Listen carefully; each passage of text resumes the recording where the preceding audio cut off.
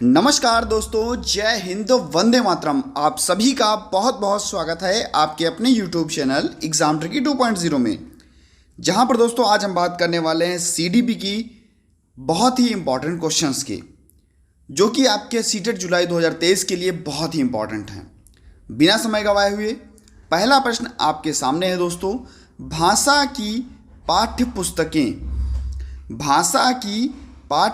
पुस्तकें साध्य होती हैं या भाषा सीखने का एकमात्र संसाधन है, या अभ्यास परक होनी चाहिए या साधन है। तो अगर हम बात करें भैया, भाषा सीखने का एकमात्र संसाधन, ऐसा बिल्कुल नहीं है। भाषा तो हम कहीं पर भी अपने परिवेश में, पर्यावरण में, आसपास में कहीं पर भी सीख सकते हैं। अभ्यास परक होनी चाहिए और साध्य हैं। तो दोस्तों साध्य नहीं होती हैं, ये होती भैया आपकी साधन। भाषा की पाठ्यपुस्तकें क्या होती हैं? साधन होती हैं। डी ऑप्शन जो है बिल्कुल आपका सही हो जाएगा। ये सभी प्रश्न आपके पिछले 2011 से 2022 तक के आए हुए प्रश्न हैं। तो दोस्तों एक बार वीडियो को अपने सभी मित्रों के पास में शेयर जरूर कर दीजिएगा। भाषा की कक्षा में एक शिक्षक बच्चे से क्या अपेक्षा करता है? भाषा की कक्षा है और मान लीजिए आप एक शिक्षक हैं, आप अपनी बच्चे से, जिनको आप पढ़ा रहे हैं, उनसे क्या अपेक्षा करेंगे? संस्कृत निष्ठ भाषा में ही जवाब दें। बच्चे सवालों के बंधे बंधाए जवाब ना दें। बच्चे अपनी मातृभाषा का बिल्कुल भी प्रयोग ना करें। बिल्कुल नहीं, ऐसा दोस्तों नहीं हो सकता, मातृभाषा का ही प्रयोग होगा। बच्चे सवालों के बंधे बंधाए जवाब दें। दोस्तों कौन सा होगा, जल्दी से बताइए। बच्चे सवालों के बंधे बंधाए जवाब ना दें, यानी कि रटे रटाए जवाब ना दें। स्वयं से जो भी जवाब दें उनको सृजित कर कर के दें। ठीक है, तो सबसे बेहतरीन और सबसे पॉजिटिव आंसर आपका बी हो जाएगा। नेक्स्ट क्वेश्चन की तरफ हम बढ़ते हैं। निम्न में से कौन सा सामाजिकरण की निष्क्रिय एजेंसी है? सक्रिय एजेंसी पूछ लेता है, निष्क्रिय एजेंसी पूछ लेता है। सामाजिकरण की निष्क्रिय एजेंसी पूछ रहा है। क्या परिवार है, इको क्लब है, सार्वजनिक पुस्तकालय है या स्वास्थ्य क्लब है? देखिए, परिवार में भी बच्चा जब रहता है तो सक्रिय रूप से सभी के साथ बातें करता है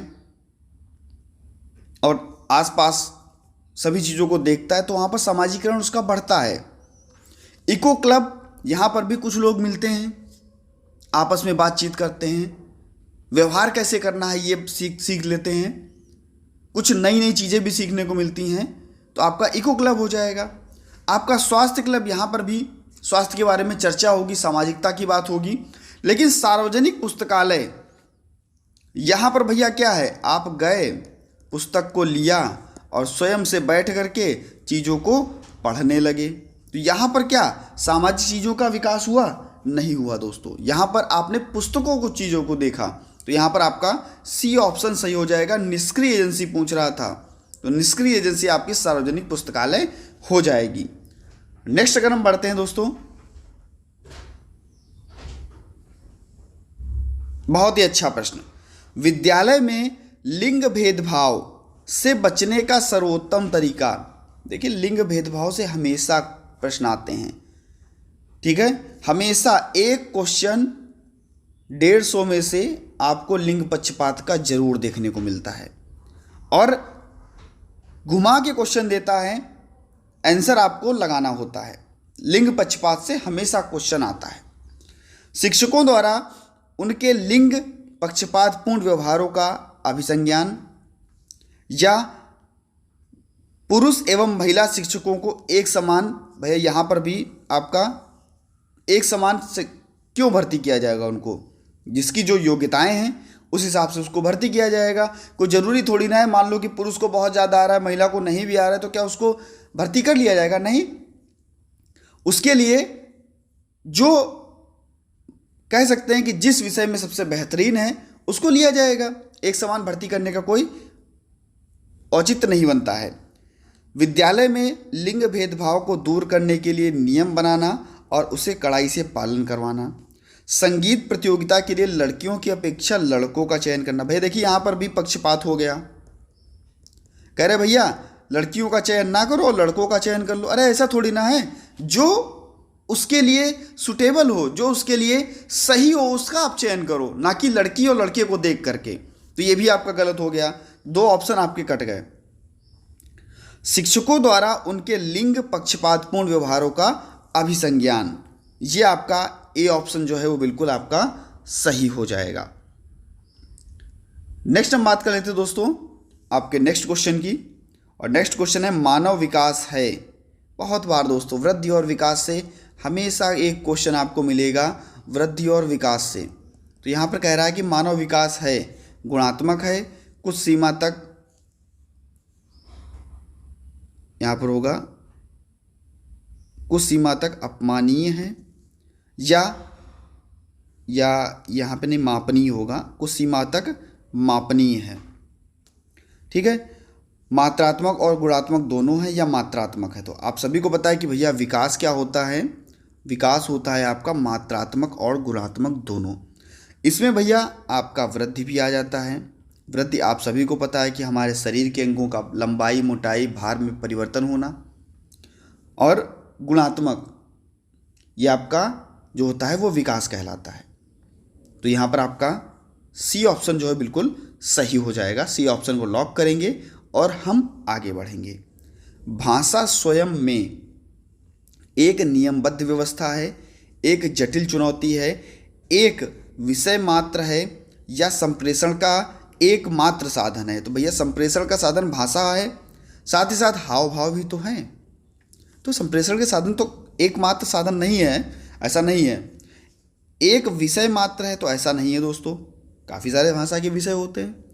एक जटिल चुनौती है, या सबसे बेहतरीन आंसर हमको मिल रहा है एक नियमबद्ध व्यवस्था है, जहाँ पर भैया शब्द भी होंगे, शब्द को क्रम में लगाया भी जाएगा और उनकी व्याकरण भी बनाई जाएगी, व्याकरण भी बताई जाएगी। तो ए ऑप्शन आपका बिल्कुल सही हो जाएगा। भाषा स्वयं में एक नियमबद्ध व्यवस्था है, ए ऑप्शन को लॉक करेंगे और आगे बढ़ते हैं दोस्तों।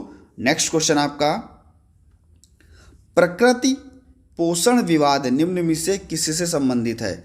बात हो रही भैया नेचर और नर्चर की।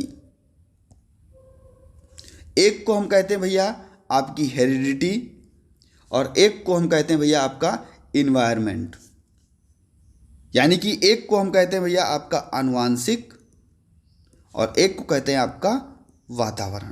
तो अब आप समझ गए होंगे, प्रकृति और पोषण दोनों ही बच्चे के लिए ज़रूरी हैं। कुछ चीज़ें हमको हमारे आनुवांशिकता से मिलती है, हमारे बाल हुए, हमारी आँखें हुई, हमारा रंग रूप कलर आदि, और कुछ चीज़ें हमको वातावरण से मिलती हैं, हमको हमारा सामाजिक ज्ञान, हमारा नैतिक ज्ञान।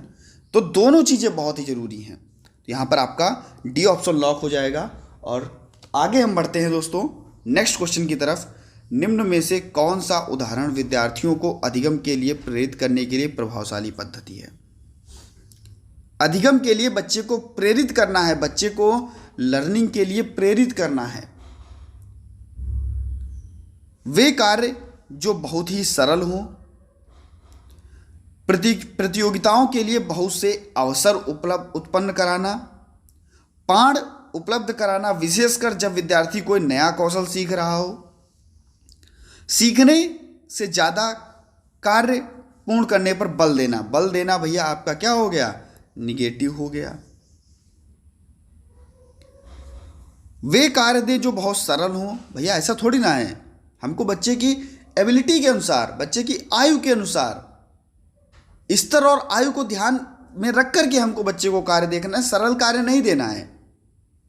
सरल कार्य देंगे तो बच्चा आगे कैसे बढ़ेगा, सीखेगा कैसे। प्रतियोगिताओं के लिए बहुत से अवसर, प्रतियोगिता नहीं बच्चों में करानी हमको। जब बच्चा लर्निंग कर रहा हो, जब बच्चा अधिगम कर रहा हो, तो नए कौशल को सीखने में पाठ उपलब्ध कराना, उसको पीछे से एक सहारा देना जिससे कि वो सीख सके और उसको आगे बढ़ाया जा सके। तो सी ऑप्शन को यहाँ पर लॉक करेंगे। आप सभी को पता है कि भैया ZPD इसी पर काम करता है, जोन ऑफ प्रॉक्सिमल डेवलपमेंट। जेडबीडी सिद्धांत जो आपका किसने दिया था, कमेंट सेक्शन में तुरंत छाप दीजिए और जल्दी से बताइए। सी ऑप्शन को लॉक करेंगे और नेक्स्ट क्वेश्चन की तरफ हम बढ़ेंगे। किसने सबसे पहले बुद्धि परीक्षण का निर्माण किया? किसने सबसे पहले बुद्धि परीक्षण का निर्माण किया? तो ये भैया आपका हो जाएगा ए ऑप्शन, अल्फ्रेड बिने। और कब किया? तो 1904 में। नेक्स्ट अगर हम बात कर लेते हैं, विद्यालय में नियमित उपस्थिति के लिए वंचित बच्चों को प्रोत्साहित करने का निम्नलिखित में से कौन सा तरीका सर्वाधिक उपयुक्त होगा? जो बच्चे विद्यालय से वंचित हैं उनको विद्यालय लाने का और पढ़ाने का, विद्यालय में उपस्थिति दर्ज कराने का सबसे बेहतरीन तरीका कौन सा होगा? क्या आवासीय विद्यालय खोले जाएं या बच्चों को विद्यालय आने की अनुमति ना देने वाले कानूनन दंडनीय अपराध बनाया जाए? यानी कि अनुमति नहीं है। देखिए भैया, बच्चा है पिछड़े वर्ग का, बच्चे के पास पैसा नहीं है, तो उसको हम बाध्य नहीं कर सकते। या तो हमको फ्री एजुकेशन हम दे दें तो हम बच्चे को बुला सकते हैं, ठीक है। यहाँ पर कह रहा है कि बच्चों को प्रोत्साहित किया जाए कि वो नियमित विद्यालय आएँ। हो सकता हो कि बच्चा काम करने जा रहा हो सकता हो कि विद्यालय जो घर है और विद्यालय की दूरी ज़्यादा हो। क्या करना है? विद्यालय द्वारा बच्चों को एकत्रित करने के लिए एक व्यक्ति को नियुक्त करेंगे, तो कब तक वो बच्चों को घर से लेकर के आएगा? या बच्चे को पैसे देना प्रतिदिन? नहीं दोस्तों, ये भी आपका निगेटिव जाएगा, ये भी आपका निगेटिव जाएगा, और ये भी आपका कोई कानून नहीं बनाया जाएगा। बच्चों के लिए एक आवासीय विद्यालय खोल दिया जाए जहाँ पर बच्चे रह करके मुफ्त शिक्षा ग्रहण कर सकें और सभी बच्चे एक दूसरे की सहायता भी कर सकते, रहने खाने की उचित व्यवस्था जहाँ पर हो, जैसे मान लीजिए कि जो एनवीएस विद्यालय होते उस टाइप से। नेक्स्ट हम दोस्तों अगर आगे बढ़ते हैं, नेक्स्ट क्वेश्चन आपका, बच्चे के चिंतन के विषय में निम्नलिखित में से कौन सा कथन सही नहीं है? नहीं को अंडरलाइन कर लीजिए, नहीं तो गलत हो जाएगा भैया। चिंतन के विषय में कौन सा कथन सही नहीं है? बच्चे अपने आसपास के विविध घटनाओं के बारे में सक्रियतापूर्वक सोचते हैं और उनमें छानबीन की लालसा भी होती है। बिल्कुल दोस्तों, बच्चा भैया क्या, घर से आप निकल रहे हो तो क्या पूछेगा, कहाँ जा रहे हो, कैसे जा रहे हो, अच्छा वहाँ पर हमने उस चीज़ को देखा तो उसमें क्या था, ये क्या, बहुत छानबीन करते हैं ये बच्चे। बच्चे अपने आसपास की वस्तुओं को जानने के लिए जन्मजात जिज्ञासु होते हैं दोस्तों। बिल्कुल, हम देखते हैं कि 2 साल का बच्चा, 3 साल का बच्चा जब बोलने लगता है तो कहता है सर पापा ये क्या है, मम्मी ये क्या है, आसपास की जितनी भी चीज़ें हैं वो पूछने लगता है, तो जिज्ञासु होता है जानने के लिए। बच्चे प्रतियों को नहीं सोच सकते और अध्यापक की मूल भूमिका, भैया अध्यापक क्यों, अध्यापक तो नए अवसर उपलब्ध करा रहा है बच्चों को कार्य सिखाने के लिए और उनकी सहायता कर रहा है, लेकिन ऐसा नहीं है कि बच्चा प्रतियों को नहीं सोच सकता।